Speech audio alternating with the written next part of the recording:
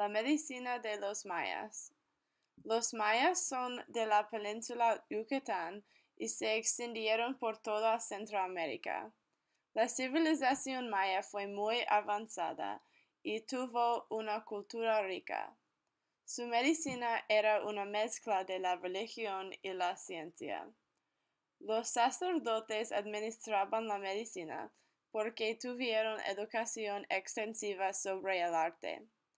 Los mayas usaban el pelo de los humanos para suturar las heridas y cuchillas de obsidiana para realizar cirugía.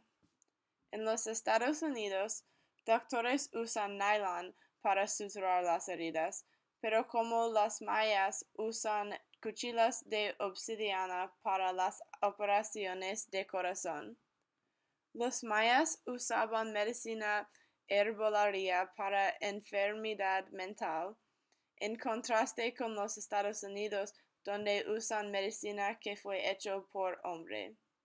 El cacao fue una planta común usaban para tratar personas demacradas y para dar energía a pacientes deprimidos.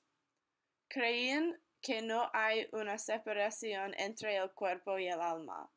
Pensaban que el mundo físico fue la misma cosa como el mundo espiritual y los espíritus ayudaban a curar las enfermedades.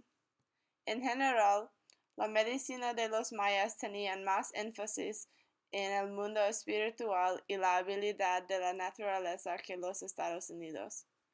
Pero las dos civilizaciones tienen avances médicos y usan la medicina en una manera efectiva.